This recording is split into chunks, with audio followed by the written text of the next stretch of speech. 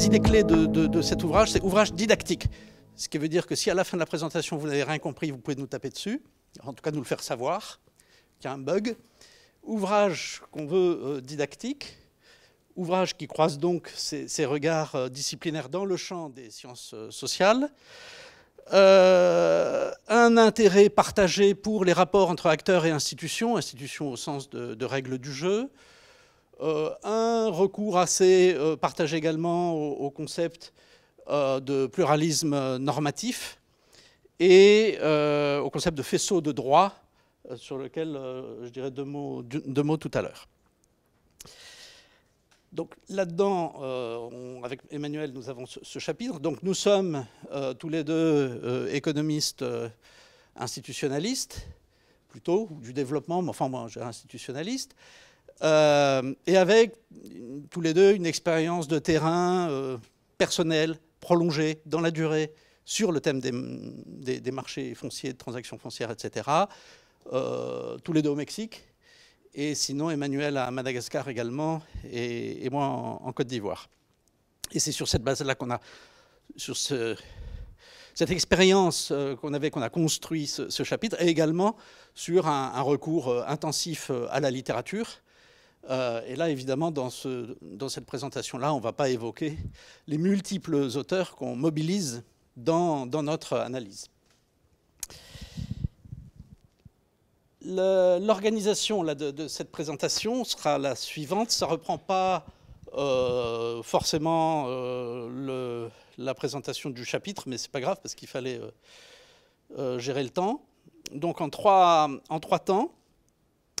Un premier temps qui va consister à préciser un peu un certain nombre de concepts qu'on mobilise, quelles sont les exceptions que nous on retient pour qu'on se comprenne.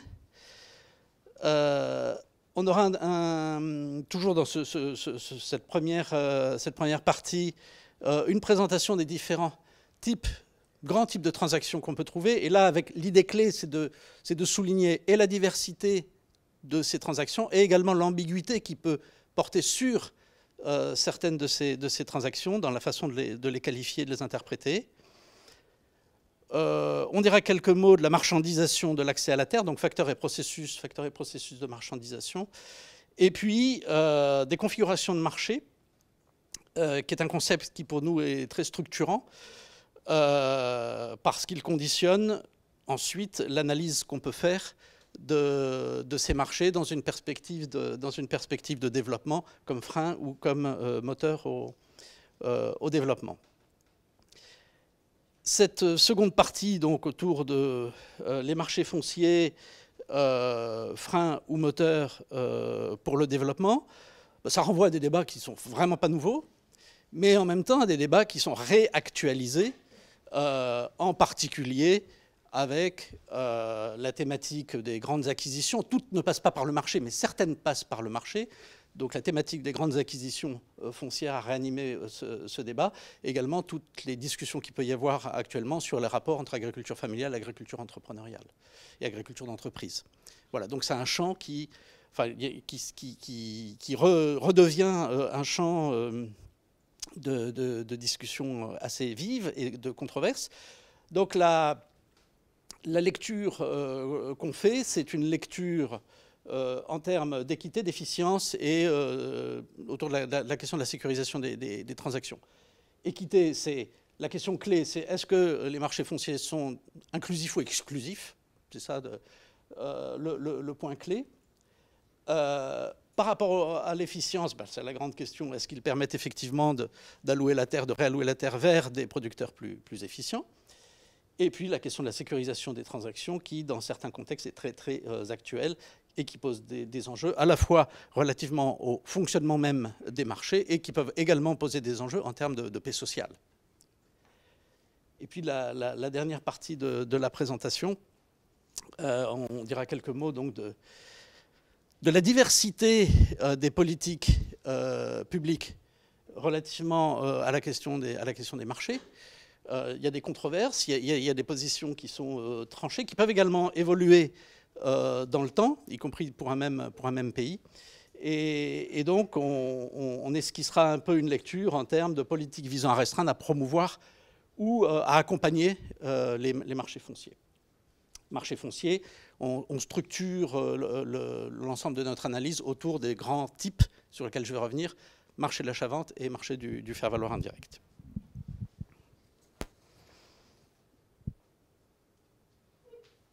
Alors, quelques précisions terminologiques, conceptuelles. Marché foncier, on donne une définition extrêmement basique de marché foncier. Marché foncier, ensemble de transactions foncières marchandes. Transaction foncière marchande, je vais revenir ensuite sur le terme de marchand. Transaction foncière, c'est au sens de transfert de droits sur la terre.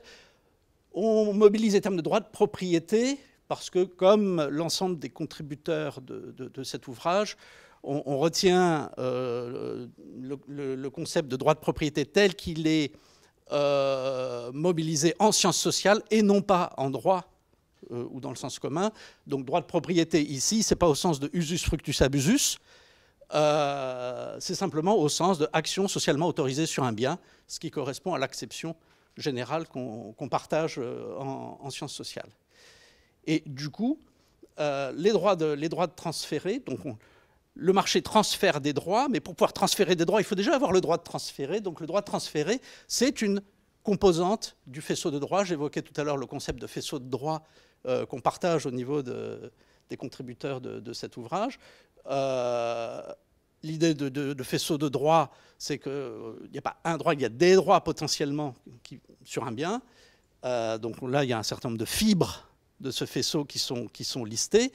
Et la fibre qui nous intéresse ici, c'est la fibre j'ai ou non le droit de transférer à titre provisoire, temporaire ou à titre définitif sur un registre marchand la terre.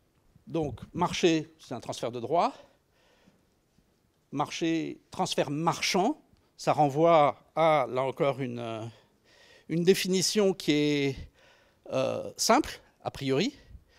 Par transfert marchand, on entend un transfert de droit d'appropriation ou d'usage contre une contrepartie exigible établie sur la base d'un système d'équivalence qui n'implique pas systématiquement le recours à la monnaie. Donc ça, c'est notre définition. Enfin, quand je dis la nôtre, on s'inspire d'un certain nombre d'auteurs dans la littérature. On n'a pas inventé les choses. C'est celle qu'on pose là.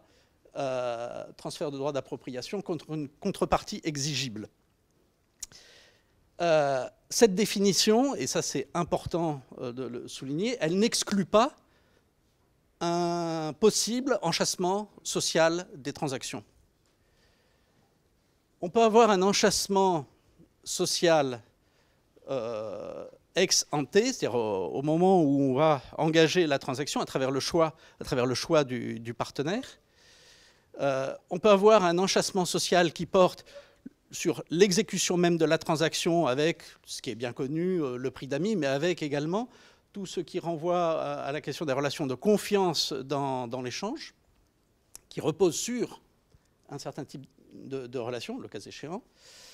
Et puis également, on peut avoir un enchâssement qui s'exerce ex post sur le rapport entre les acteurs après le transfert et avec une éventuelle dépendance qui peut se créer. On n'aura pas forcément le temps, là, pendant cette présentation, d'évoquer, par exemple, la question de l'enchâssement social des transactions foncières dans les contextes ouest-africains, mais on a, dans ces contextes-là, un enchâssement social fréquemment fort qui fait que la transaction, quelque part, est susceptible d'établir un lien et que la transaction ne va pas mettre fin à la relation entre les acteurs. Tous ces éléments, concrètement, de notre point de vue, ils éloignent la transaction du modèle marchand pur, tel qu'à la limite on ne le trouve que dans les textbooks d'économie de première année, quoi, ou dans la lecture que font éventuellement les sociologues ou les anthropologues de l'économie. Donc ils éloignent cet enchâssement est susceptible d'éloigner la transaction du modèle marchand pur, mais ne change pas la nature marchande de la transaction avant d'être un transfert social. C'est l'idée clé. Un mot donc pour préciser les choses, des dispositifs de transfert foncier. Il y a un petit tableau là qui présente des dispositifs qu'on qualifie de non marchands ou des dispositifs de marchands, limités au droit d'usage ou intégrant d'une façon ou d'une autre un transfert de l'appropriation de la possession. Et donc ce qui va nous intéresser dans cette analyse, dans ce chapitre, dans ce texte, c'est sur la rubrique transfert marchand, c'est ce qui renvoie à ce qu'on qualifie comme de façon générique les contrats agraires, la location, le métayage. Je vais revenir un peu là-dessus après. Certaines mises en gage, certaines formes de mise en gage, certaines formes de rente en travail, qui renvoient à une transaction qui va organiser un accès à la terre, mais pour une durée qui sera une durée limitée. Et puis un autre type de transaction qui engage a priori je dis bien de façon définitive, autour des enchavantes. Et contrat de plantation, ça c'est un peu plus compliqué. Je vais expliquer la chose ensuite. Un élément clé quand on présente ce genre de typologie, c'est de garder à l'esprit que pour réfléchir, pour engager une recherche, etc., on a toujours besoin de concepts. Et donc, il faut bien mettre des concepts sur la table et les mobiliser. Mais l'idée clé, c'est qu'il ne faut pas s'enfermer dans ces concepts. Et donc, la question de la définition de ces termes et des rapports qu'il peut y avoir entre ces différentes catégories, c'est d'abord un objet de recherche. Ça doit être d'abord un objet de recherche empirique. Donc, attention de ne pas s'enfermer dans ce type de grille, parce que la distance entre je te prête la terre et en échange tu vas témoigner ta reconnaissance d'une certaine façon, et puis d'un côté, et puis d'un autre côté une location, bah, c'est susceptible à certains moments de poser problème quand le témoignage de reconnaissance prend une forme de plus en plus lourde, accentuée, standardisée, etc. Donc il y a potentiellement des questions à se poser quand on mobilise ce type de grille. Mais en même temps, il faut bien quelque part partir de quelque chose. C'est ce qu'on fait là. Donc je vais dire quelques mots de ces grands types de transactions. Achat-vente. Achat-vente, bon, de façon classique, transfert définitif du faisceau complet de droits sur la terre. Là, c'est vraiment le usus, fructus et abusus du code Napoléon, quoi. En échange d'un prix, le prix ne s'exprimant pas forcément en numéraire. Mais ça, le point sur lequel il faut insister ici, c'est qu'une fois qu'on donne ce genre de définition qui est extrêmement simple et qui est relativement partagée, il faut se poser la question de OK, mais est-ce que c'est toujours aussi simple? Dans les faits, ce n'est pas toujours aussi simple. Ce n'est pas toujours aussi simple. D'abord parce qu'il y a quelque chose qu'on appelle des ventes, qui sont les ventes à réméré, qui sont des ventes avec un pacte de rétroachat, et qui font que j'achète la terre, mais le cédant conservera quelque part un droit de récupération. C'est ce qu'on appelle les ventes à réméré, qui existent encore aujourd'hui dans le droit français, hein. Et qu'on a pu documenter à certaines époques, maintenant moins, dans un certain nombre d'environnements, depuis le Mexique, en passant par les Kikuyu, etc. Donc, et à ce moment-là, on dit, bon, OK, une vente à réméré, bah, ce n'est pas forcément un transfert définitif du faisceau. Bon, ça, c'est un premier point. Deuxième point qui est, de mon point de vue, beaucoup plus marquant, relativement aux environnements dans lesquels on travaille au Sud, et en particulier, mais pas forcément exclusivement dans les contextes ouest-africains, c'est le flou qu'il peut y avoir lors de la transaction relativement à la légitimité du cédant, et relativement à la nature de la transaction. Est-ce que ce qui a été acheté par mon père, c'est la terre, ou c'est un droit d'exploitation pour une durée indexée sur la durée de vie du cacaoyer que j'aurais planté? Et ces flous, entre guillemets, possibles, ces incertitudes, ont un impact très, très direct sur la façon de penser les transactions, la façon de penser les droits transférés et les obligations transférées pour l'acquéreur, et correspondent également à une source possible de tension, voire de conflit, puisque finalement il y a un risque d'interprétation divergente quant au contenu de la transaction. Donc on pourra, le cas échéant, revenir là-dessus dans la discussion. Je ne veux pas y passer trop de temps, mais c'est quelque chose qui... ce type de lecture est très structurante pour tous les gens qui s'intéressent à la question des marchés dans certains contextes, et en particulier d'Afrique de l'Ouest. Et l'idée clé qu'on affiche, nous, c'est que finalement, est-ce qu'il faut ou pas mettre des guillemets à vente? C'est un problème empirique, quoi. Et il y a certains contextes où il n'y a pas besoin de mettre de guillemets, où le terme se justifie totalement. Il y a d'autres contextes où il faut être beaucoup plus prudent.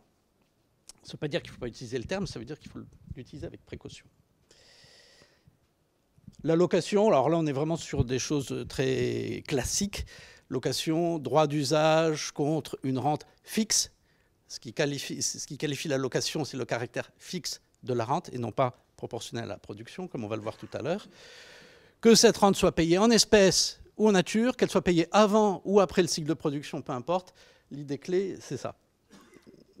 Accès à la terre pour une durée limitée contre une rente fixe, avec des durées qui sont variables, court terme, moyen terme. Les locations de long terme existent, mais sont globalement peu fréquentes. Et des locations qui s'accompagnent fréquemment de restrictions hors beau à long terme. La restriction typique, c'est interdiction de réaliser des plantations pérennes, parce que réaliser une plantation pérenne, dans un certain nombre de contextes, c'est quelque part marquer un droit de propriété. Donc je ne te laisse pas, si tu me loues la terre, je ne te laisse pas planter un arbre, parce que si tu plantes l'arbre, après tu diras que la terre est pour toi. Donc c'est une forme de sécurisation du cédant, concrètement, le fait d'interdire la réalisation de plantations pérennes. Et puis on a certaines formes de mise en gage qui s'apparentent à la location, mais je ne vais pas insister là-dessus. Autre grand type de transaction foncière, c'est le métayage. Alors quand on dit métayage en France, on a tout de suite une grosse étiquette ringard qui s'affiche sur le front. C'est totalement passé de mode, etc. Bon. Ailleurs, ce n'est pas tout à fait comme ça. Déjà, aujourd'hui, dans le Midwest américain, il y a plein de métayers. Ils fonctionnent avec des contrats au tiers. Le métayage, ce type de contrat, est également un contrat qui a été largement étudié dans la littérature économique, y compris très récemment. Et ces analyses ont contribué à faire évoluer aussi la pensée microéconomique. C'est juste pour dire que c'est pas ringard, quoi. Voilà. Le métayage, on appelle ça aussi les contrats à part de fruits, si on ne veut pas dire métayage, parce qu'on trouve que ça fait trop ringard. Mais les contrats à part de fruits, ça prend plus de place. Voilà, donc moi, je dis métayage. L'idée clé du métayage, c'est accès à la terre et éventuellement à autre chose contre une rente proportionnelle à la production. Un des intérêts du métayage aussi, enfin d'évoquer le métayage, c'est que ça permet de souligner l'importance qu'il y a à préciser ce dont on parle. Parce que derrière un même mot, y compris localement, quand on fait des enquêtes, on peut avoir un même terme que les populations locales vont utiliser, mais en fait pour qualifier des rapports contractuels qui peuvent être extrêmement différents. Donc en même temps, là, c'est une porte ouverte pour un minimum de réflexion méthodologique, en disant attention aux concepts qu'on mobilise. Et dans les enquêtes, par exemple, si on se contente d'utiliser un terme générique pour qualifier les pratiques foncières, sans rentrer dans le détail, on peut être assez radicalement à côté de la plaque dans l'interprétation qu'on fera de ces pratiques. Donc là, on a un petit tableau qui montre 3 configurations possibles de ce qu'on peut qualifier métayage. Une configuration dans laquelle, de fait, le métayage est un rapport de travail. Une autre dans lequel le métayage est un rapport foncier et une autre dans lequel ça relève plus d'un partenariat, d'une association, pas forcément équilibrée, mais quelque part d'une association. Premier type de configuration, c'est je suis métayer, je n'apporte que mon travail, je ne décide pas, je ne décide de rien, je suis un exécutant et je suis rémunéré avec un certain pourcentage du produit. Ou si j'ai des décisions à prendre, ce sera quel jour je vais aller désherber la parcelle, mais il n'y a rien de stratégique dans ces décisions. Donc ça, là, dans ce cas-là, on est sur un rapport de travail et au lieu d'avoir donc un salaire, on a une rémunération qui est proportionnelle au produit. Le même terme peut être utilisé pour qualifier des rapports qui sont des rapports fonciers lorsque le propriétaire ne fait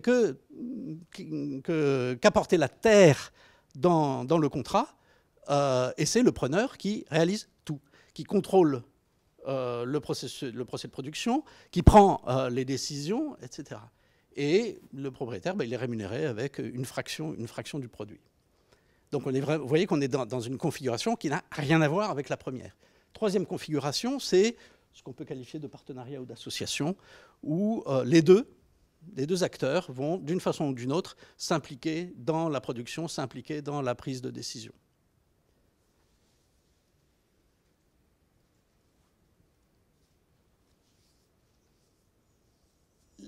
Si vous parcourez la littérature économique récente sur la question marché foncier, développement, etc., vous verrez la lecture que font certains économistes du métayage comme potentiellement contrat permettant de surmonter un certain nombre de problèmes, alors que par le passé, le métayage a été totalement diabolisé, que ce soit par les tenants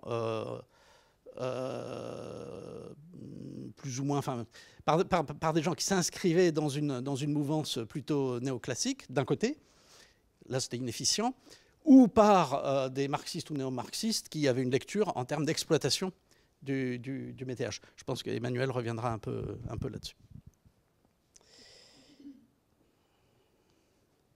Contrat de plantation. Alors là Emmanuel ne voulait pas que je parle de ça, mais moi j'ai un intérêt vraiment marqué et pour le métayage et pour les contrats de plantation. Et non, mais je trouve que c'est intéressant parce que ça illustre, comme je le disais pour le métayage, la richesse des pratiques. Ça illustre également le fait qu'il faut faire attention quand on est dans un rapport au terrain, quand on est dans une enquête, des termes qu'on mobilise et de la façon de décrypter les pratiques foncières. Et puis c'est un contrat un type de contrat qui est vraiment extrêmement intéressant, à la fois en termes empiriques, parce qu'on l'observe dans des contextes très différents, y compris avec une profondeur historique très différente. Il y avait le bail à complan en France ou en Espagne pour la vigne. Et puis c'est le genre de choses qu'on peut observer dans bien d'autres contextes, en Afrique du Nord, ou certains sur le golfe de Guinée, etc. Je dis c'est intéressant parce que là encore ça appelle à une certaine vigilance dans la lecture, puisque finalement derrière un terme, alors contrat de plantation, ça ce sont nos termes.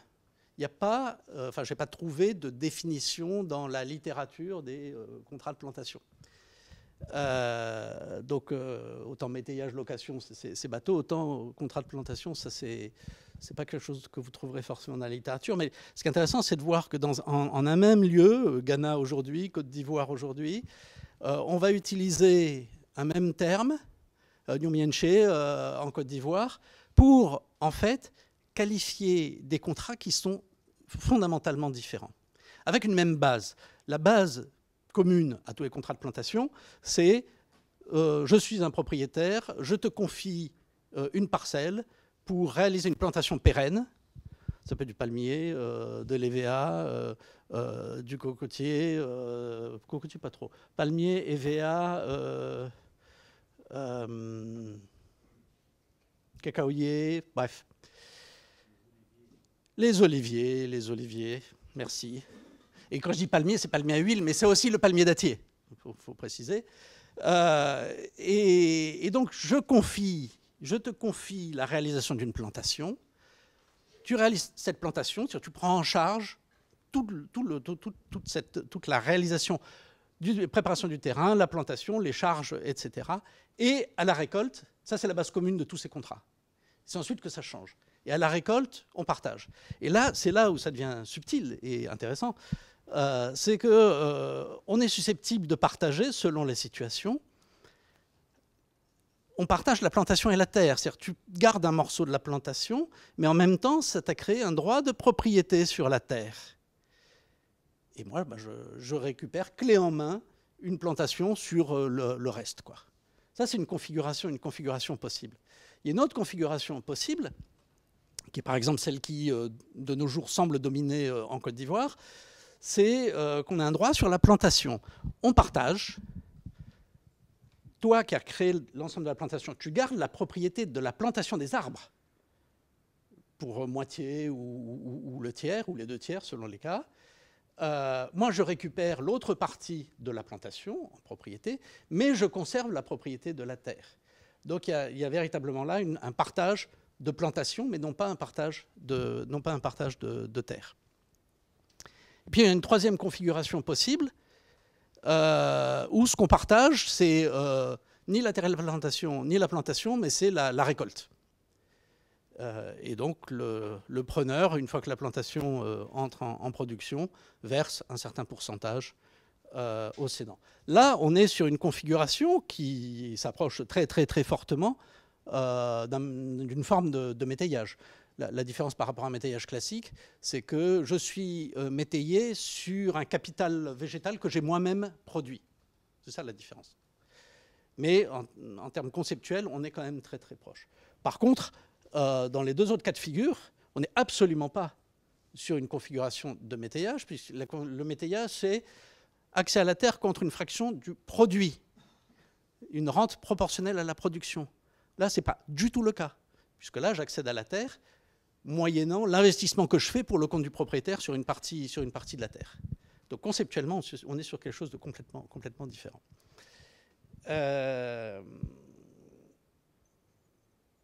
Bon, voilà, ça c'est ce qu'on voulait vous dire pour... Tu me dis si je parle trop? Ça va? Par rapport au grand type de transactions de façon extrêmement rapide. Quelques mots maintenant de la question de la marchandisation. Alors, la question de la marchandisation, ça renvoie à la question du changement institutionnel, changement des règles du jeu, etc. Et il y a donc une théorie qu'on appelle la théorie évolutionniste des droits de propriété, qui pose que de nouvelles institutions émergent, donc la propriété privée, le marché, émergent lorsque des changements dans les dotations en facteurs, dans les techniques mobilisées ou dans les préférences conduisent à un changement dans les prix relatifs des facteurs et avec du coup des rapports coûts-bénéfices qui sont déphasages avec les anciennes institutions. Donc là, l'idée clé, elle est simple, c'est l'évolution dans les prix relatifs des facteurs qui fait qu'il y aura une évolution dans les règles du jeu. Si, du fait, encore une fois, de changements techniques, changements dans les préférences, peu importe, si la Terre prend davantage de valeur, les institutions qui régulaient l'accès à la Terre antérieurement vont quelque part être en contradiction avec les conditions d'accès à la Terre dans ces nouvelles conditions. Donc ça, c'est voilà, théorie évolutionniste des droits de propriété de façon résumée de façon un peu simpliste. Alors cette lecture du changement institutionnel, qui date en gros des années 60, quoi, elle a fait l'objet de critiques, en particulier quant au caractère linéaire déterministe des causalités. La terre devient rare, donc le marché va émerger, ou la terre devient rare, donc la propriété privée, qui inclut donc la possibilité de céder sur le marché, va se développer, etc. Ça, c'est un premier champ de critique qui s'appuie sur des observations faites dans des contextes différents qui montrent que les relations en termes de causalité ne sont pas si évidentes que ça. Et puis, une autre critique, qui n'est pas indépendante de la première, c'est qu'on est sur une lecture purement économique en termes d'évolution des prix relatifs, qui n'épuise pas le sujet et qui, en particulier, fait concrètement, assez radicalement, l'impasse sur les considérations, les dimensions sociales et politiques des processus. Ceci étant, et on est en phase avec ces critiques, l'idée, c'est qu'on reste quand même avec une intuition qui fait sens, même si parfois certains anthropologues ont du mal à accepter l'idée, que, ma foi, la rareté conduit à la valorisation de la ressource, et que la valorisation de la ressource, quelque part, est un bon stimulant pour l'émergence de transferts marchands. Donc pas de lecture mécanique en termes de théorie évolutionniste des droits de propriété, mais une lecture qui intègre quand même le fait que, oui, la question de la rareté, la question de l'offre et de la demande, c'est susceptible de jouer pour comprendre l'évolution des règles du jeu, même si, encore une fois, ça n'épuise pas le sujet. Alors, si on regarde les facteurs, qui renvoient donc directement ou indirectement à la valorisation économique de la Terre, on a tout un ensemble de facteurs qu'on retrouve de façon très convergente dans la littérature. Le changement technique, introduction et développement des cultures marchandes, pérennes et annuelles. Le caractère même de culture pérenne est analysé comme un facteur aussi de marchandisation de la terre, puisque dans bon nombre de sociétés, au départ, la terre ne se vend pas. Mais par contre, le produit du travail peut se vendre. Je réalise une plantation, j'ai travaillé, je peux vendre la plantation.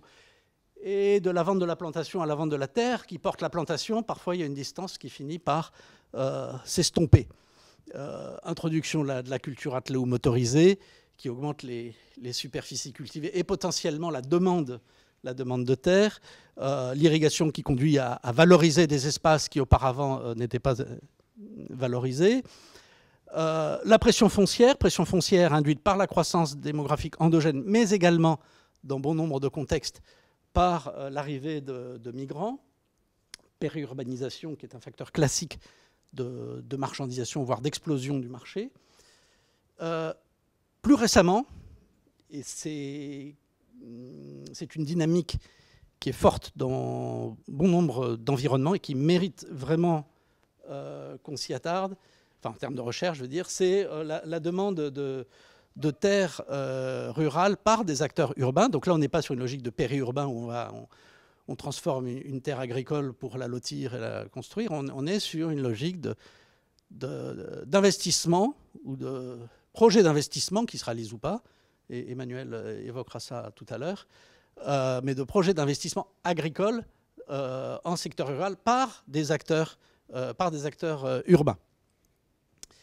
Et donc, cette dynamique-là, soit elle s'inscrit dans une dynamique qui était préexistante de marchandisation, soit c'est cette dynamique-là qui fait naître le marché. Empiriquement, on constate aussi ce type de situation. Il n'y avait pas de marché, ce sont les urbains qui arrivent avec leur façon de penser le rapport à la terre, qui peut être différent de la façon de penser des acteurs locaux, et qui vont impulser la marchandisation.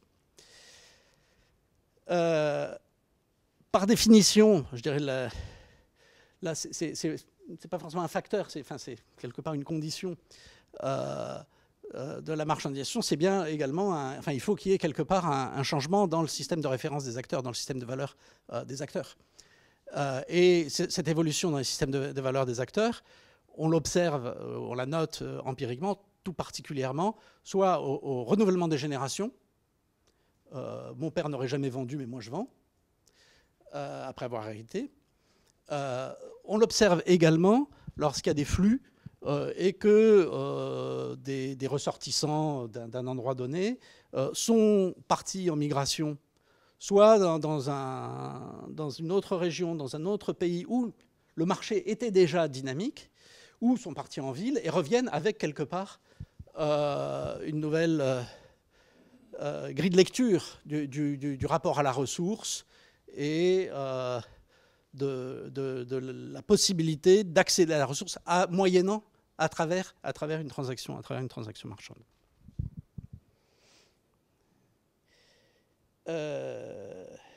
J'allais oublier les politiques publiques qui sont susceptibles d'intervenir en particulier, enfin ça a été documenté également, à travers des slogans du type « la terre à celui qui la travaille », qui dans certains contextes a eu pour effet de brader carrément la terre parce que la crainte c'était si je ne la vends pas on va me la piquer et donc je préfère la vendre pour au moins en tirer quelque chose. Et un autre champ possible où il y a une relation directe avec les politiques, c'est dans les contextes périurbains, c'est le risque d'expropriation qui dynamise aussi fortement le marché. Donc, dans la dynamisation du marché en zone périurbaine, il y a l'aspect « je vais profiter de la rente », parce que la valeur explose de la terre et donc c'est bon. Mais il y a également l'aspect si je ne vends pas, je risque d'être exproprié et là, en étant compensé par des broutilles, quoi. Alors ce processus, si on regarde, là c'est les facteurs, si on regarde un peu les processus de marchandisation, ce processus de marchandisation, alors parfois il se fait rapidement, c'est documenté dans certains coins, mais globalement, ce qui est documenté, c'est plutôt le caractère progressif de cette marchandisation, qui fait passer, alors là c'est un peu caricatural, on pourrait discuter de la chose, mais globalement, ça fait quand même sens, de situations où il y a absence de marché à des situations où le marché reste cantonné au sein de la communauté. Donc il y a endo-aliénabilité ou exo-inaliénabilité. Donc je ne peux pas vendre à quelqu'un qui vient d'ailleurs. Et puis un autre type de situation où il y a ouverture du marché à tous les acteurs. Encore une fois, ce type de dynamique est discutable parce que dans certains environnements, on peut documenter l'ouverture du marché à des étrangers et le fait qu'on exclut la relation marchande au sein même de la communauté. Donc ça, on le trouve dans la littérature, on le trouve dans un certain nombre d'environnements empiriques, mais on ne le trouve certainement pas partout. Mais c'est pratique. Donc, je disais progressif, avec le passage de signes de reconnaissance du droit du cédant à autre chose. Au départ, ça peut être, je ne sais pas, chez les Sénoufos en Côte d'Ivoire, j'arrive, je demande la terre, je donne une bûche, je donne un bout de bois, quoi. Et c'est le bout de bois qui va témoigner du fait que je reconnais que la personne qui possède, contrôle cette terre, c'est bien cette personne. Non, il n'y a aucune dimension économique là-dedans. Et puis, il peut y avoir, donc, au fil du temps, un passage de ces simples signes de reconnaissance à des redevances forfaitaires du type « je te donne 5000 CFA », que je cultive 1 hectare, que j'en cultive 15 ou 20, ça sera 5000 CFA. Donc là, c'est simplement une redevance témoignant du fait que j'accède à la terre, mais sous le contrôle du cédant. Et puis, on peut arriver vers ce qu'on qualifiera vraiment de relation marchande, où c'est plus 5000, c'est 5000 par hectare. Et là, on rentre vraiment dans une logique de transfert marchand. Bon, je vais passer... J'évoquais tout à l'heure les contextes où la vente d'arbres est susceptible de contribuer à un glissement vers la vente de terre, sans que ce soit là aussi mécanique. Je ne veux pas développer davantage la chose. Et puis, dernier point que je veux souligner par rapport à ce processus de marchandisation, c'est que la marchandisation, quelque part, dans sa phase initiale, bouscule les systèmes de valeurs, bouscule les règles du jeu local. Et du coup, on observe, dans certains contextes, un travestissement des pratiques pour pour rendre acceptables ces pratiques au regard des normes locales. Alors, je joue la terre, mais ce n'est pas une location, c'est un prêt, je suis gentil. Bon, de fait, c'est une location. Ou bien, on va qualifier de mise en gage, lorsque la mise en gage est acceptée, validée socialement, des mises en gage, alors que de fait, on est sur des ventes. Donc, un travestissement des transactions qu'on peut observer concrètement dans certains contextes en phase initiale de marchandisation. Et je termine, avant de passer la parole à Emmanuel, sur le concept de configuration de marché. C'est un concept important parce qu'on ne peut pas parler du marché, de ses effets positifs ou négatifs en termes généraux. Ça se fait malheureusement trop souvent, mais si on n'indexe pas l'analyse sur les configurations de marché, on peut assez facilement dire n'importe quoi. L'idée, c'est que selon les configurations de marché, le jeu du marché est susceptible d'avoir tel ou tel effet positif ou négatif. Donc, configuration de marché, ça renvoie tout simplement au positionnement socio-économique des acteurs. Donc, c'est extrêmement simple. Et ces configurations de marché, elles sont susceptibles de différer, y compris dans une même région. Donc, ça impose une certaine finesse dans le travail empirique pour décrypter, identifier ces configurations. Par rapport au faire-valoir indirect, je rappelle location, métayage, etc., il y a trois configurations, enfin on identifie trois configurations classiques, trois configurations différentes, pardon. Il y a la configuration classique, qui est également la configuration historique, c'est celle qu'on a en tête quand on est ici en France et qu'on dit, par exemple, métayage. C'est on a des grands propriétaires fonciers qui cèdent à bail à des petits tenanciers pauvres. Voilà. Par rapport au faire-valoir indirect, c'est la première configuration. On a ensuite une configuration qu'on qualifie d'équilibrée, où de fait, il n'y a pas de différenciation socio-économique tant marquée que ça entre preneurs et cédants sur le marché. Et avec des rôles qui ne sont pas nécessairement exclusifs et figés. C'est-à-dire aujourd'hui, cette année, je cède en faire-valoir indirect, et l'année suivante, il se trouve que j'ai des dotations facteurs qui me permettent, j'ai fait une bonne récolte de pommes de terre, j'ai les semences, et ben je vais aller prendre moi une parcelle ailleurs. Donc il y a ces rôles qui sont ni exclusifs ni figés, et on est donc dans un type de configuration qui est très différent de celui-ci. Troisième type de configuration, c'est la configuration de tenure inversée. Moi j'ai traduit par, en anglais c'est reverse tenancy. Il n'y a pas dans la littérature de traduction de reverse tenancy, donc moi j'ai traduit par tenure inversée. C'est pas top comme traduction, ça peut se discuter, mais c'est pas grave. L'idée clé, c'est pas dans le mot, c'est dans ce qu'on désigne. Et dans la tenure inversée, c'est l'idée que là, on est sur des petits propriétaires ou possesseurs qui n'ont pas les moyens ou qui n'ont pas envie d'utiliser leurs ressources foncières et qui cèdent en faire-valoir indirect à des grands propriétaires fonciers ou à des entrepreneurs qui, le cas échéant, n'ont même pas de terre, mais ils ont du capital social, du capital financier, de l'équipement, etc., etc. Et cette configuration-là, elle mérite vraiment l'attention. Elle n'est pas nouvelle, hein. Lénine, il en parlait déjà dans la Russie tsariste. Donc elle n'est pas nouvelle, mais elle semble quelque part exploser ces toutes dernières décennies, quoi. Donc elle mérite vraiment l'attention, et Emmanuel reviendra là-dessus. Donc elle conduit, cette configuration, à une concentration non pas de la propriété, mais de l'exploitation. Donc c'est de la grande acquisition, mais c'est pas à travers des achats. Voilà. Et je te laisse la parole. Non ? Ah oui, non, j'ai oublié complètement. Configuration de marché. Oui, parce que là, ce que j'ai présenté, c'est la configuration de marché par rapport au faire-valoir indirect. On retrouve quelque part le même genre de configuration par rapport aux achats-ventes. Bon, le cas de figure où on aurait des grands propriétaires qui vendraient à des petits, on ne l'observe pas vraiment.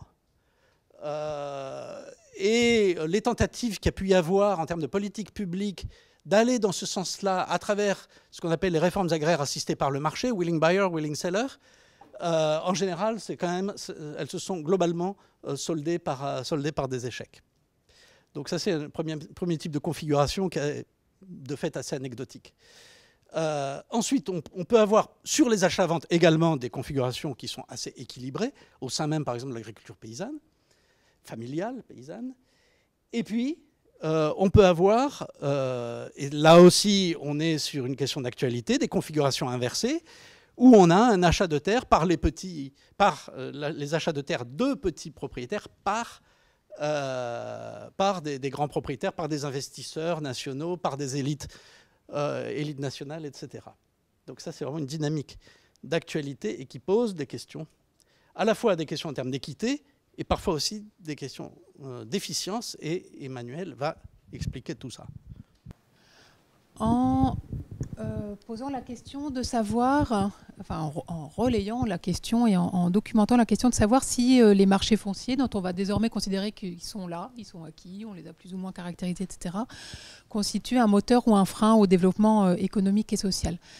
Ce que Jean-Philippe vous a présenté, c'est qu'on peut déjà considérer le marché comme une manifestation de développement, dans le sens que c'est le produit d'une histoire, d'une évolution, etc.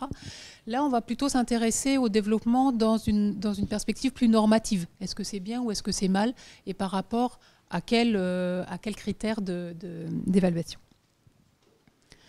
Donc là, on reprend beaucoup aussi le discours des économistes, des bailleurs, des décideurs politiques qui essayent de se positionner par rapport à des dynamiques qui sont éventuellement déjà à l'œuvre, ou qui essayent de se positionner par rapport à des dynamiques qu'ils souhaitent impulser par rapport à des critères qui se donnent pour le développement économique de leurs agricultures.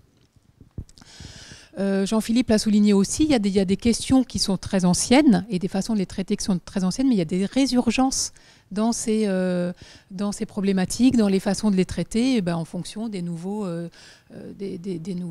phénomènes qui peuvent avoir lieu dans différents contextes, dans les agricultures, notamment au sud.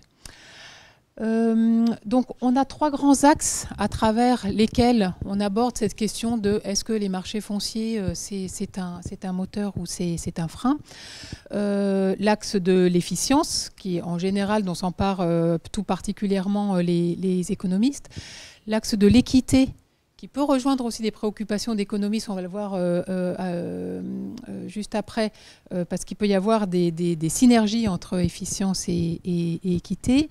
Et puis un troisième axe qui est un peu transversal au précédent, mais qui en tout cas à Jean-Philippe et moi nous semble absolument indispensable quand on veut avoir une discussion sérieuse sur ce que sont les marchés fonciers et ce qu'ils produisent et comment ils influent sur les questions de développement, qui est celui de la sécurisation des transactions et qui fait le lien du coup avec d'autres réflexions de politique publique autour du foncier, qui sont toutes ces réflexions autour de faut-il formaliser les droits sur la terre, à travers quel mécanisme, à travers quel document, etc.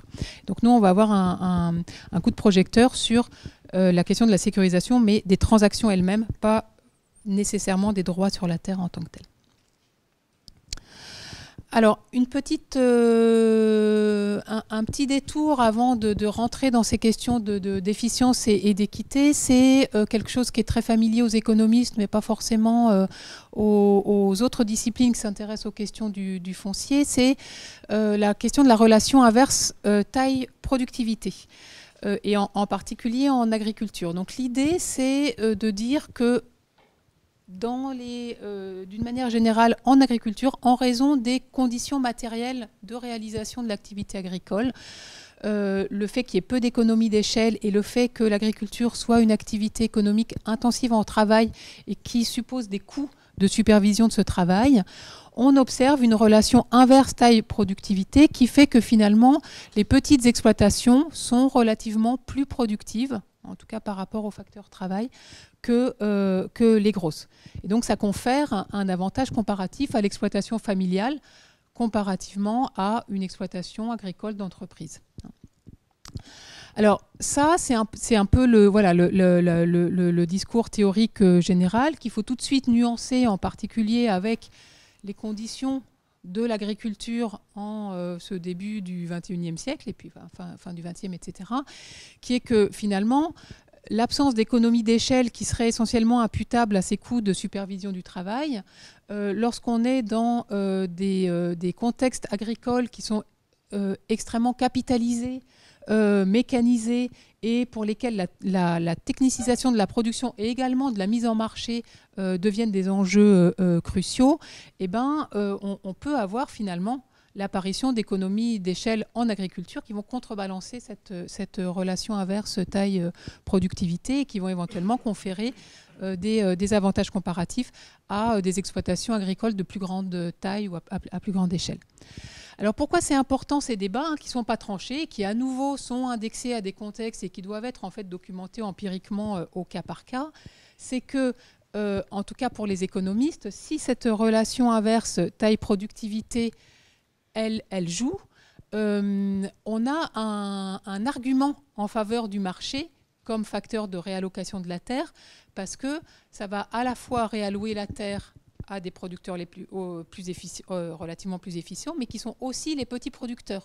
Donc on combine les deux avantages, on n'a pas de problème d'arbitrage politique entre efficience et équité. Donc ça arrange un petit peu tout le monde. Malheureusement, ça ne se présente pas dans tous les cas de figure, et on va voir qu'en fait ça repose quand même sur des hypothèses assez fortes qui sont malheureusement assez rarement réunies, mais en même temps, parfois, oui, malgré tout.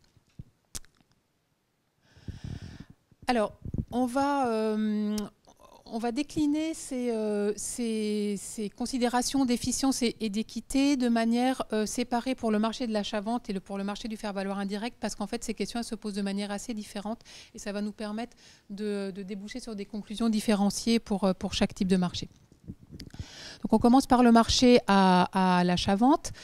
En matière d'efficience, donc le discours, disons, standard des économistes, c'est que ce marché de l'achat-vente devrait conduire à une distribution foncière plus efficiente à travers quel mécanisme? En fait, le mécanisme du prix. Le prix de la terre, sur un plan théorique à nouveau, c'est le flux actualisé des revenus futurs qu'on peut tirer de cette terre. Donc si on est un producteur plus efficient, le flux actualisé de mes revenus futurs va être supérieur à celui d'un producteur moins efficient.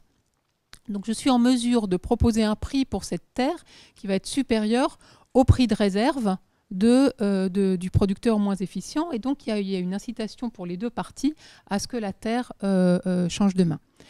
Et puis il y a une deuxième dimension autour de l'efficience du marché achat-vente, qui est elle liée à la théorie des droits de propriété, c'est qu'à partir du moment où j'ai acquis la terre par achat et qu'elle m'appartient, j'ai une incitation à l'investissement dans la durée, et j'ai potentiellement aussi, s'il n'y a pas d'imperfection du marché, vous voyez que je mets beaucoup de si, donc tout ça c'est des conditionnalités qui font que ça marche sous des contextes assez restrictifs.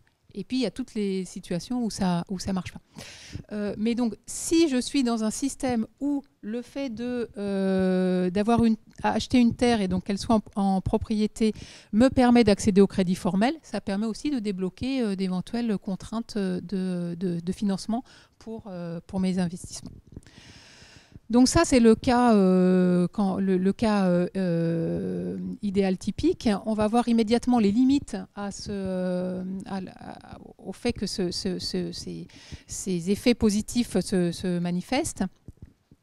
C'est que d'abord, dans de nombreux contextes, on a de fait des gens qui achètent qui ne sont pas forcément des producteurs plus efficients et parfois, ce n'est même pas des producteurs du tout. Par contre, c'est des gens qui ont le capital pour acheter. Donc ça, c'est toute la série des acquisitions qui peuvent être réalisées soit pour des motifs non économiques, de prestige, etc., soit à des fins spéculatives, et en particulier dans les contextes de périurbanisation, c'est des choses qui peuvent se voir beaucoup. On a des éléments qui peuvent limiter la capacité des producteurs les plus efficients relativement à effectivement pouvoir accéder à la terre par achat. Donc parmi ces limites, on a le fait qu'en fait, concrètement, la fixation des prix de la terre suit rarement ce cadre théorique idéal et peuvent incorporer d'autres éléments que le flux actualisé des revenus agricoles. Donc, il peut y avoir des espèces de primes qui sont liées au fait que accéder à la terre, acheter la terre va permettre d'avoir accès à du crédit formel. Ça peut être un refuge contre l'inflation, c'est des choses qu'on a beaucoup vues en Amérique latine. Ça peut être des éléments liés au statut sociopolitique. Ce qui fait qu'en fait, il va y avoir un surcoût dans le prix d'achat de la terre, qui fait que même si on est relativement plus efficient en termes de producteurs, on peut se retrouver exclu, on peut se retrouver en situation de ne pas pouvoir surenchérir pour accéder à cette terre. On a la question des coûts de transaction, du fractionnement des grands domaines. Je passe vite là-dessus parce qu'on est sous contrainte de temps, mais ça renvoie à ce que Jean-Philippe avait mentionné tout à l'heure, qui est que même si on est plus efficient et plus petit, il peut y avoir toute une série de coûts associés au fait qu'on va acheter un bout d'un grand domaine et que ça, c'est des coûts qui se répercutent et qui peuvent aussi limiter la capacité pour les petits producteurs efficients d'accéder à la terre par l'achat. Et puis, on a très clairement des phénomènes de rationnement du crédit formel dans la plupart des contextes des pays du Sud qui font que même si on est efficient, on n'a pas forcément la trésorerie nécessaire pour remporter le marché et acheter la terre. Et puis du côté, donc ça c'est ce qui peut un petit peu limiter le fait que des producteurs plus petits et potentiellement plus efficients, si la relation inverse taille-productivité joue, puissent accéder à la terre par achat. Et puis inversement, on a aussi des phénomènes via lesquels des petits producteurs potentiellement efficients se retrouvent en situation de devoir offrir leurs terres sur le marché foncier, pas parce qu'ils sont inefficients, pas parce qu'ils souhaitent vendre leurs terres, mais parce qu'on a des problèmes de rationnement sur le marché de l'assurance et donc des phénomènes de vente de détresse parce que face à un choc, l'unique option pour obtenir la quantité de cash nécessaire pour soigner un enfant malade, pour rembourser un crédit, des choses comme ça, passe par ces ventes de détresse. Donc là, on se retrouve avec tous ces mécanismes, soit des producteurs efficients qui se retrouvent finalement en incapacité d'acheter la terre alors que normalement c'est vers eux que la terre devrait aller, soit des producteurs efficients qui se retrouvent en situation de vendre leur terre alors que normalement ils devraient la conserver. Donc, autour des considérations d'équité, vous le savez aussi bien que moi, les questions de marché concentrent quand même des controverses très importantes autour du risque de concentration foncière, y compris donc aux mains d'acquéreurs soit relativement moins efficients, soit carrément non agriculteurs, donc sortis de la terre, de l'activité agricole, etc. Donc ces risques de concentration foncière, ils sont réels, ils sont avérés. On a pu les documenter dans un certain nombre de contextes. Et donc je passe rapidement parce qu'en fait ça reprend la plupart des éléments de la diapositive précédente, mais c'est en lien avec en fait l'imperfection des marchés du crédit, de l'assurance, qui sont des imperfections qui touchent la plupart des marchés du crédit et de l'assurance formelle dans la plupart des pays, du Sud. Et puis, c'est exacerbé dans les dernières années par ce phénomène des grandes acquisitions qui, éventuellement, en plus, est appuyé par des politiques publiques qui considèrent que cette relation inverse taille-productivité ne joue pas et que ce sont des économies d'échelle qui prédominent et qu'il faut donc appuyer ce type de mécanisme. Donc, risque de concentration foncière autour de cette dimension d'équité et puis aussi risque d'exclusion. Et alors, évidemment, les deux sont liés, mais ce qu'on met là avec Jean-Philippe dans ces risques d'exclusion de l'accès à la terre, c'est pour toute une série d'usagers antérieurs du foncier qui avaient accès au foncier via des arrangements institutionnels informels, mais pour lesquels ces conditions d'accès à la terre pouvaient être absolument fondamentales pour leurs conditions de vie. Donc on peut donner comme exemple les droits de pâturage pour certains pasteurs, etc., qui peuvent être remis en cause après la mise en vente de la terre. On peut mentionner les droits informels de cadets dans le cadre de familles élargies, etc., qui peuvent être remis en cause également, etc. Alors, on va maintenant faire le même exercice pour le marché du faire-valoir indirect. Il ne vous a pas échappé que le marché du faire-valoir indirect nous intéresse beaucoup, Jean-Philippe et moi. Alors, pas seulement parce que ça fait longtemps qu'on travaille dessus, mais aussi parce qu'on considère que c'est un peu un angle mort des réflexions sur le marché foncier, c'est-à-dire qu'il y a une focalisation qui nous semble parfois excessive sur le marché à l'achat-vente et qu'il y a toute une série de choses intéressantes qui se passent au niveau du marché en faire-valoir indirect et qui peuvent être reprises dans les discussions autour des politiques publiques. Alors, en termes d'efficience, ce qu'on constate, c'est que le marché en faire-valoir indirect, d'une certaine manière, il évacue toute une série de problèmes qui pouvaient polluer les relations économiques autour du marché achat-vente. On parle de prestige sociopolitique, acquisition pour des motifs de prestige sociopolitique, de refuge contre l'inflation, etc. Le marché en faire-valoir indirect concentre des logiques beaucoup plus économiques autour de la mise en production de la terre. Donc de cette façon-là, tous les raisonnements autour de l'efficience, ils sont plus faciles à manier. Un autre avantage du faire-valoir indirect, donc c'est lié aussi à son caractère réversible et puis cantonné dans le temps, c'est qu'il peut contribuer à améliorer l'efficience, donc efficience allocative dans la réallocation du facteur foncier, mais aussi dans la réallocation d'autres facteurs de production qui peuvent être soumis à de fortes imperfections de marché. Donc là, on peut parler du marché du crédit, on peut parler du marché de certains intrants, par exemple des semences de qualité qui peuvent être accessibles seulement à certains acteurs, le marché de la traction attelée qui peut être inexistant, etc., et qui peuvent être résolus à travers certains arrangements, et en particulier des arrangements de métayage spécifiques avec partage des facteurs de production entre certains acteurs. Donc ça participe à notre opération de réhabilitation du métayage qui non seulement n'est pas ringard, qui non seulement n'est pas, je reviens sur les configurations de marché, n'est pas exclusivement une relation d'exploitation, ça dépend du contexte, mais qui peut aussi être une relation relativement équilibrée et qui résout toute une série de problèmes d'efficience. Et donc ça, c'est documenté dans toute une série de contextes. Malgré tout, ces avantages du faire-valoir indirect en termes d'efficience peuvent aussi se heurter à un certain nombre de limites.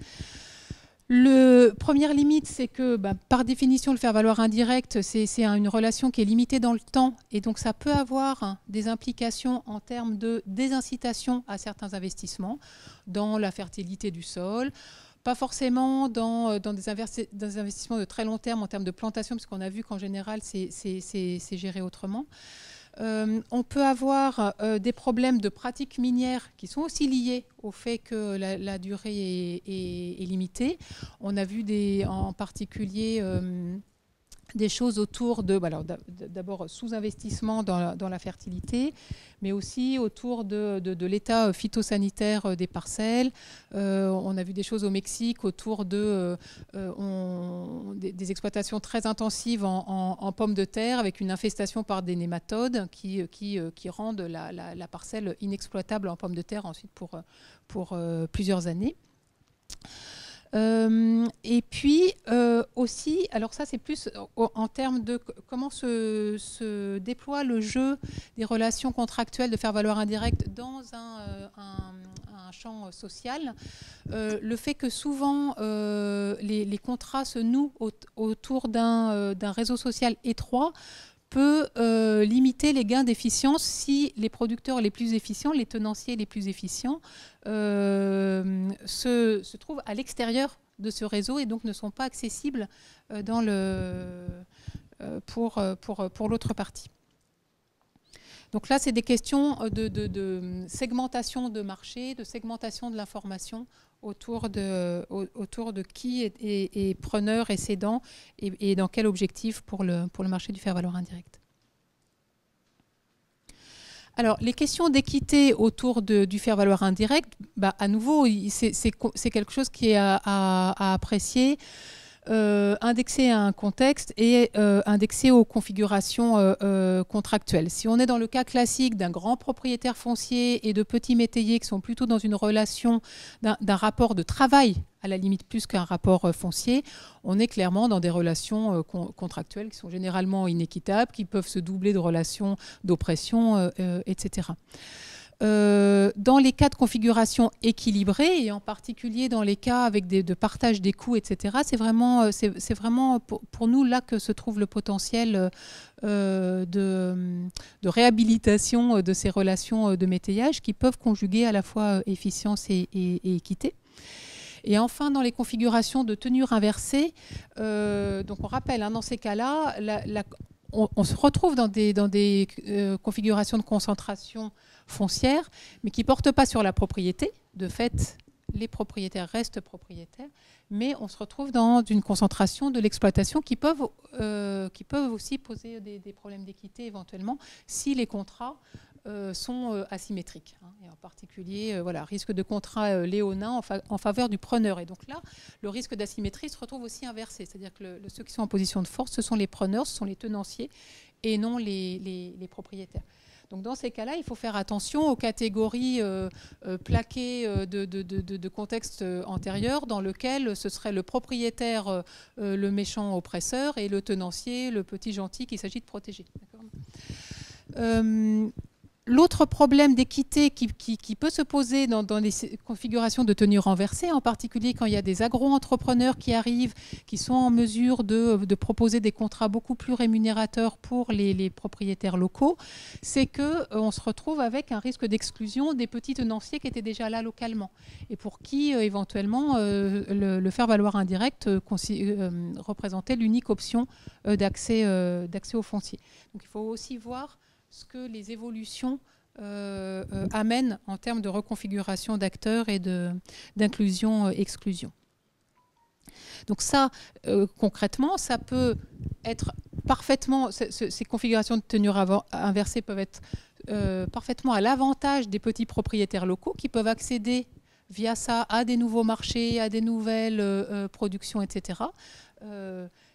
Mais avec des effets collatéraux, des dommages collatéraux par rapport à d'éventuels petits tenanciers antérieurs.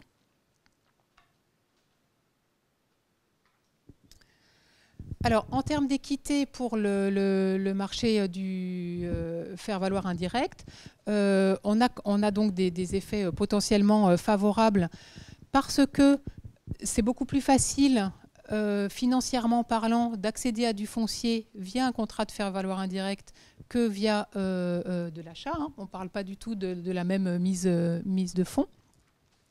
Ça peut donc faciliter l'accès à la terre, mais aussi à d'autres facteurs. Là, je répète ce qui a été dit précédemment. Que ça peut jouer aussi un rôle dans une trajectoire d'accumulation. Et donc, à un moment donné d'une histoire individuelle, donc c'est ce que représente la théorie de l'agricultural ladder, donc l'idée d'une échelle où un jeune s'indépendantise de sa famille, commence à accéder au foncier via du faire-valoir indirect. Il entame une trajectoire d'accumulation qui lui permet éventuellement d'acheter du foncier. À un moment, il va éventuellement aussi hériter du foncier de ses parents. Et éventuellement, en fin de vie, quand il est âgé, il va céder lui-même en faire-valoir indirect à d'autres jeunes. Et enfin, et ça c'est important aussi, c'est que céder en faire-valoir indirect peut représenter une alternative à une vente de détresse. Donc c'est ce qu'on appelle la location de détresse versus la vente de détresse. Bien entendu, il faut que les montants en jeu correspondent, c'est-à-dire qu'on puisse, via une location de détresse, obtenir le montant dont on a besoin pour parer au choc auxquelles on est confronté. Donc parfois, on est quand même obligé de recourir à une vente de détresse. Mais ce qui est important ici, c'est qu'il nous semble, par rapport à un certain nombre de discours qui justement diabolisent les cédants et victimisent les preneurs, il ne faut pas oublier que pour les cédants, ça a aussi une fonction de palliatif aux imperfections du marché de l'assurance. Et donc ça, c'est vraiment un appel pour les pays où il y a encore des restrictions, je vais y revenir, à la cession en faire-valoir indirecte, généralement sur la base de diagnostics qui reposent sur des visions erronées ou datées des configurations contractuelles et des logiques d'acteurs qui sont derrière. Donc ça, c'est un appel à dire il faut laisser aux gens la possibilité de gérer les chocs de cette manière-là. Alors, maintenant, autour des questions de sécurisation, donc ces sécurisations, le thème de la sécurisation, il est lié plus généralement à la question des tensions et des conflits qui peuvent être induits par les transactions marchandes. Et ça, c'est un procès qu'on fait régulièrement au marché. Hein. Le marché foncier génère des conflits. Ce qu'on a identifié comme grand type de tensions et conflits, alors d'abord autour de l'achat-vente, c'est d'une manière un peu plus globale, on va dire, des dynamiques, des phénomènes de contestation, des dynamiques d'exclusion qui peuvent être enclenchées par le jeu du marché, que ce soit via une forte concentration foncière ou parce qu'il y a une exclusion spécifique de certaines catégories d'usagers antérieurs. Donc ces contestations, elles peuvent prendre des formes multiples. Hein. Ça peut être des contestations vraiment micro-locales par des jeunes dans certains villages qui vont contester la vente de terre par leurs aînés. Ça peut prendre des dimensions nationales et je pense en particulier au Mexique, qui finissent par déboucher sur une participation déterminante des mouvements paysans défendant leur accès à la terre dans le cadre de la révolution mexicaine du début du XXe siècle et débouchant sur une réforme agraire de très grande ampleur. Donc cette catégorie-là, elle regroupe un petit peu tout ça. Tensions et conflits aussi autour de ce qu'on appelle l'insécurité des droits de l'acheteur. Donc là, vous voyez bien qu'on a complètement changé d'angle de vue.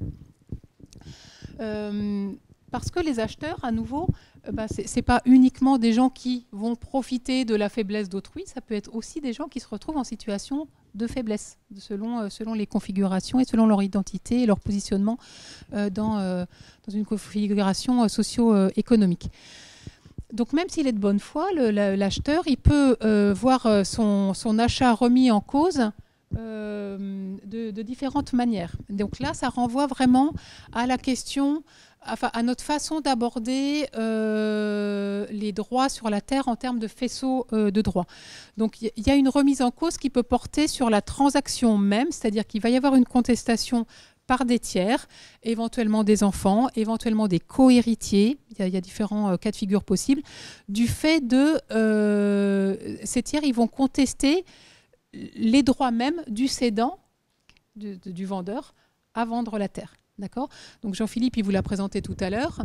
Le faisceau de droits, en fait, les droits, ils sont un même propriétaire peut détenir une partie seulement des droits et peut ne pas détenir, ou en tout cas dans l'interprétation d'autres ayants droit, peut ne pas détenir le droit de vendre. Donc là, on a toute une série de remises en cause, éventuellement donc débouchant sur des conflits, sur ça. Et puis un deuxième type de remise en cause, c'est une remise en cause du type de transaction, c'est-à-dire ce que Jean-Philippe évoquait en début de présentation par vente sans guillemets et vente avec guillemets et des interprétations divergentes sur le fait que est-ce qu'on est vraiment dans le cas d'une vente définitive ou d'une vente non définitive. Est-ce que la vente a vraiment clos la relation sociale entre le vendeur et l'acheteur, ou en fait il y a une attente par le vendeur d'une perpétuation d'un devoir de reconnaissance par l'acheteur, etc. Et donc ça peut aussi donner lieu à des conflits directement entre le vendeur et l'acheteur, ou plus généralement entre les héritiers du vendeur et l'acheteur. Et donc ça pose des vrais problèmes ensuite pour les politiques publiques, parce que juridiquement parlant, on est dans du flou complet.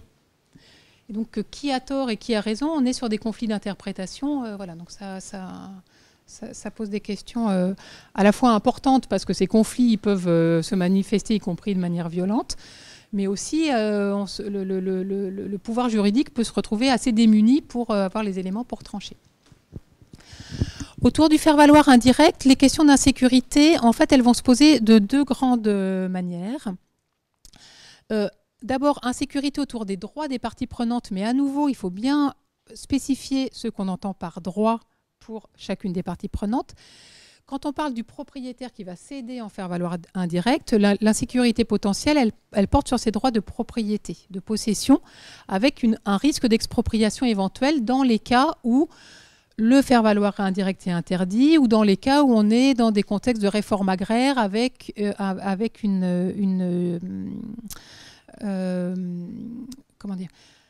une justification de la légitimité de la possession de la terre est à celui qui la travaille. Donc là, c'est des contextes qui sont plus rares maintenant, mais qui ont été vraiment importants au XXe siècle, en particulier en Amérique latine. Et c'est des débats qui continuent quand même malgré tout à se poser.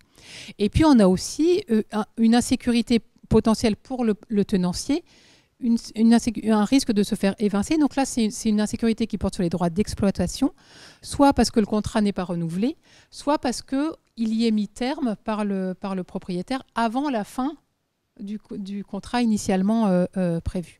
Et cette deuxième modalité, elle renvoie aussi à une autre catégorie plus générale, qui est que il peut y avoir une insécurité autour du non-respect des engagements contractuels des uns et des autres, et tout particulièrement dans les formes un peu complexes de faire-valoir indirect, qui sont les formes de métayage, et en particulier les formes de métayage avec partage des coûts, qui ont ce potentiel de résoudre des problèmes d'efficience, mais qui posent aussi des difficultés particulières. Et donc, que se passe-t-il si l'une des parties ne respecte pas ses engagements? Combien de temps il nous reste? En fait, on est censé avoir fini, c'est ça? Il est 10h35, ouais. Ouais. Donc, la responsabilité, on incombe entièrement à Jean-Philippe, bien sûr, parce que c'est lui qui a débordé. Mais maintenant, c'est à moi de gérer la finalisation. Ce que je propose, c'est de terminer la question sur équité, efficience, sécurisation. Donc, du coup, ce serait ma dernière diapo. Il restait ensuite 3-4 diapos sur la question des politiques publiques. J'annonce juste la couleur, et puis ensuite, on peut garder un peu les éléments pour la discussion. Et puis, bien entendu, on vous renverra au chapitre de l'ouvrage lorsque l'ouvrage sortira, ce qui ne manquera pas d'arriver, oui. Alors, donc je voudrais terminer la question des sécurisations en vous présentant un espèce de tableau récapitulatif qu'on a essayé de faire avec Jean-Philippe, qui, donc en colonne, récapitule les enjeux de sécurisation pour montrer justement que ces enjeux ils se déclinent de manière différenciée. Il n'y a pas un problème de sécurisation, il y en a au moins 4, et peut-être qu'on peut encore faire des sous-catégories à l'intérieur. Donc selon le marché que l'on considère et selon les acteurs que l'on considère. Et puis des stratégies de sécurisation. Et donc là, je vais pas développer ligne par ligne, mais ce qu'on veut illustrer là, c'est que dans ces stratégies, y compris dans des contextes très contemporains, y compris au nord, etc., on a une espèce de gamme entre des choses qui sont de l'ordre des relations sociales, des choses qui sont de l'ordre de l'informel, et des choses qui sont de l'ordre de la formalisation, mais à nouveau avec plusieurs degrés possibles. Une formalisation qui peut simplement passer par un écrit entre deux parties, un sous-seing privé, une formalisation qui peut être validée par des autorités, mais éventuellement des autorités coutumières ou des autorités très locales qui n'ont pas forcément un mandat juridique pour le faire, mais qui le font malgré tout. Et puis une formalisation légale, et là on est dans le cadre d'un centralisme juridique, etc. Donc l'idée c'est de montrer qu'il y a une gamme qui existe et qu'il est probablement important, quand on réfléchit en termes de politique publique à comment sécuriser les transactions, d'abord de savoir à quel enjeu de sécurisation on se réfère, et ensuite de ne pas oublier l'existence de modalités de sécurisation antérieures, informelles, entre guillemets, parce qu'elles répondent probablement déjà à une certaine partie des problèmes, et donc réfléchir à dans quelle mesure il est faisable, nécessaire, voire utile, de proposer des outils de formalisation légale de ces transactions. Donc je termine simplement avec le cadre qui est le nôtre pour analyser les politiques publiques. Et puis donc il manquera 3-4 diapos, mais je pense que c'est, enfin, au moins ça peut ouvrir le débat. Les politiques publiques et la façon dont les décideurs s'emparent des enjeux, mobilisent les controverses, mobilisent les théories, les registres de justification, etc. En général, donc, tournent autour de ces 3 grands enjeux, d'équité, d'efficience et de sécurisation, mais peuvent produire des discours extrêmement différents, puisque vous avez bien vu que les marchés fonciers, ils ont une très très grande hétérogénéité.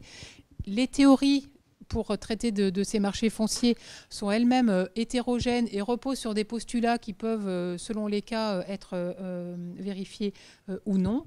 Il y a aussi des aspects idéologiques qui peuvent jouer, bien évidemment. Mais à la fin, ce qu'on observe, c'est que les objectifs des politiques publiques autour des marchés fonciers, en gros, on peut les organiser autour de 3 grands types de finalités. Un premier type visant à circonscrire le marché, voire à l'interdire, au nom de toute une série de discours autour de équité, efficience et sécurisation. À l'inverse, des politiques visant à instaurer ou stimuler le marché. Donc on mobilise les mêmes enjeux, mais à travers un argumentaire qui en général est différent. Alors ça, il peut y avoir des choses qui évoluent pour un même pays dans le temps, ou qui peuvent être différenciées selon les régions, etc. Donc il peut y avoir aussi des situations assez contrastées, y compris pour un même pays. Et puis une espèce de 3e voie qui consiste à réguler le marché et à proposer des outils d'accompagnement du marché, et en particulier autour de la sécurisation des transactions. Donc je ne développe pas plus pour cela. Et puis voilà, s'il y a des questions de clarification, on est là pour y répondre.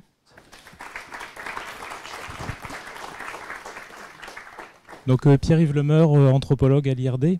J'ai une petite question. Merci d'abord pour l'exposé que je trouve extrêmement détaillé, complet, qui fait le point de manière très très large et quasi exhaustive, j'allais dire, sur cette question qui est une question assez disputée en quelque sorte. J'avais une question très simple, c'est sur le petit tableau récapitulatif sur les questions de sécurisation, une des dernières diapositives.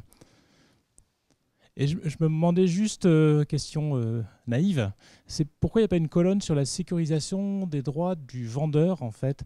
J'y pensais en particulier par rapport à des contextes où les gens n'ont pas forcément envie de vendre, où ils n'ont pas forcément une large marge de manœuvre dans la sélection du partenaire, c'est-à-dire de l'acheteur, dans des situations extrêmement contraintes où il y a une forte pression à la vente qui peut être une pression violente, assortie de menaces, etc. Je pense à des contextes comme le Cambodge, le périurbain, par exemple, où il y a vraiment cette situation, les gens n'ont absolument pas envie de vendre et n'ont absolument pas le choix à qui ils vont vendre, en fait.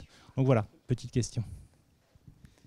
Je vais repasser le micro à Jean-Philippe parce que moi, je voulais mettre cette colonne, donc je suis parfaitement d'accord. En fait, tu pourras te justifier, non, on est arrivé un petit peu à cette conclusion-là, que c'était... alors moi, j'y tenais parce que pour moi, qui ai travaillé au Mexique longuement, c'était le discours...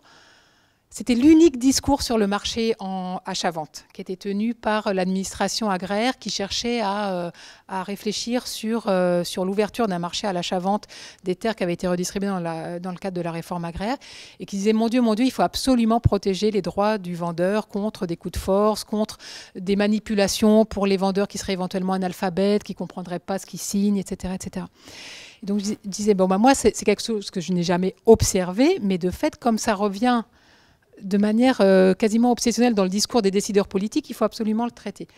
Jean-Philippe, il me dit, moi je ne l'ai jamais observé, et donc on ne le met pas. Mais moi, je ne suis pas tout à fait d'accord.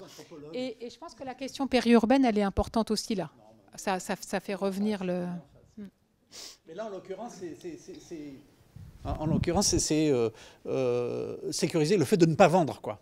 Oui. C'est pas sécuriser le vendeur, c'est faire en sorte que les gens qui ne veulent pas vendre puissent ne pas vendre. Donc on est sur un registre qui est quand même un peu différent. Ou puis choisir à qui ils vont vendre, si jamais ils sont dans une pression, parce que la frontière entre ne pas vouloir vendre et le faire sous la pression amicale d'un contexte qui est un petit peu difficile. Non, mais il n'y a pas de problème. On rajoutera une colonne.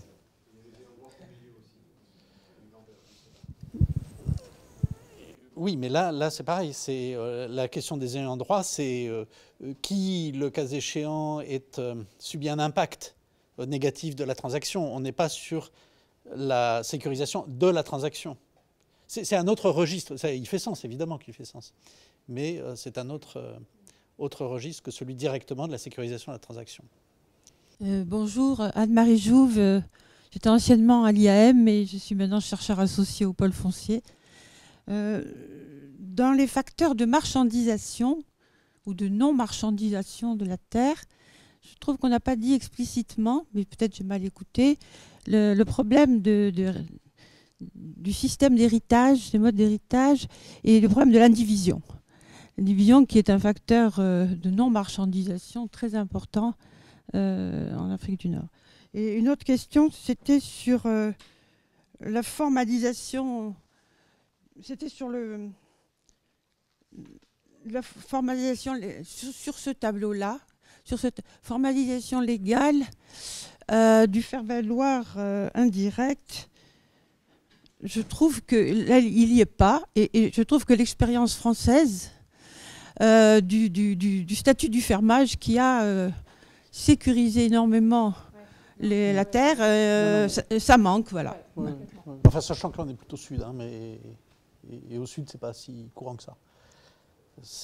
Sinon, sur l'indivision facteur de blocage du marché, oui, éventuellement, bien sûr. Non, on n'a pas épuisé le sujet. Mais à la limite, l'indivision, ça peut être parfois aussi un facteur de marchandisation, parce que si on n'arrive pas à se mettre d'accord, on vend. Dans le cas du RARB, au Maroc, c'est pas le cas. Non, mais exactement. Mais ça bloque les transactions foncières. Oui, c'est susceptible. En tout cas, officielles. Peut-être qu'effectivement, il y en a qui ne sont pas déclarées. Oui. Bonjour à tous, merci pour votre présentation. Je suis Vandy Faché, doctorat en droit. Merci pour votre présentation, ça m'a apporté beaucoup d'éléments sur des questions que j'entends souvent et pour lesquelles je n'avais pas nécessairement de réponse. Mais j'ai une question à propos des enjeux de la mobilisation du marché par l'État, par exemple, les politiques publiques. Vous avez évoqué la question d'équité, d'efficience et de sécurisation. Donc l'État peut mobiliser le marché comme moyen pour atteindre, en tout cas gérer ces enjeux. Mais il y a aussi, à mon avis, une autre question, c'est-à-dire la question de la sécurité alimentaire, par exemple pour des pays où une bonne partie des populations pratiques vivent de l'agriculture et donc de l'amélioration de leurs conditions de vie. Alors du coup, est-ce que dans votre réflexion là sur le marché, vous avez regardé, mis en perspective la place du marché par rapport à ces objectifs? Non, sur marché et sécurité alimentaire, ce n'est pas un thème qu'on travaille dans le cadre de ce chapitre, concrètement. Non, enfin c'est sûr qu'on ne l'aborde pas. Après, je réfléchis un peu à voix haute. On aborde ces questions autour des débats entre agriculture familiale et agriculture d'entreprise. Et donc selon les cas, ça peut se raccorder à des problématiques de sécurité alimentaire, mais ça dépend à nouveau comment ces problématiques elles sont posées par les États. Si c'est une problématique de sécurité alimentaire des populations rurales, en général, ça se double d'une promotion de l'agriculture familiale qui va produire éventuellement ces aliments, ou en tout cas à qui on essaye de fournir des conditions de production, éventuellement de diversification des activités autour de l'agriculture pour pouvoir garantir ces sécurités alimentaires. Quand la problématique de sécurité alimentaire, elle se pose au niveau national, de l'approvisionnement national, ça peut déboucher sur des préconisations complètement inverses, qui est que non, il n'y a que l'agriculture d'entreprise. Enfin, je me souviens qu'on avait fait intervenir Sidi Seck, qui est professeur à l'université Gaston Berger de Saint-Louis au Sénégal, qui nous disait qu'actuellement, dans les discours du ministère de l'Agriculture au Sénégal, il est fait une promotion de l'agriculture d'entreprise qui est présentée comme l'unique façon d'assurer la sécurité, enfin, en tout cas la souveraineté alimentaire, on va dire, du pays. Donc nous, on ne le traite pas en tant que tel. Mais ce qui est intéressant, c'est que la manière dont on peut s'emparer de ce débat, en fait, peut déboucher sur des recommandations complètement différentes autour de la question du marché foncier, ou en tout cas la manière dont le marché foncier peut ou non finir par favoriser tel ou tel type d'agriculture, ou exclure tel ou tel type d'agriculture. Sur quel registre vous vous placez quand vous parlez d'efficience? Alors là, on se place sur un registre très général et générique, qui est le registre de l'économie agricole, et qui est est-ce que la productivité des facteurs est supérieure à... Donc on ne se place pas par rapport à un objectif de sécurité alimentaire, là. Donc on est sur de la productivité des facteurs et incitation et capacité à l'investissement en travail ou en d'autres facteurs de production. Mais on peut tout à fait effectivement enrichir le débat avec des nouvelles, des thématiques émergentes de ce type-là. C'est pas ce qu'on a entendu pour le moment quand on travaille avec des décideurs politiques, mais pourquoi pas. Je me présente, je viens du Maroc. Moi, je suis responsable du foncier. Je suis à l'Office national de l'électricité. Ah, pardon. Je viens du Maroc. Je suis responsable du foncier à l'Office national de l'électricité. C'est un petit peu l'équivalent d'EDF. C'est l'opérateur historique pour tout ce qui est électricité au niveau national, marocain.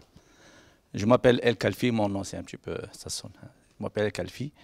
Je suis chargé, je fais beaucoup d'acquisitions pour nos projets de développement de l'électricité au Maroc. Donc on aura besoin de foncier pour réaliser les parcs éoliens, pour réaliser les postes, pour faire passer des lignes haute tension et très haute tension. Et tout ce que vous avez exposé, je trouve l'exposé très intéressant, vraiment.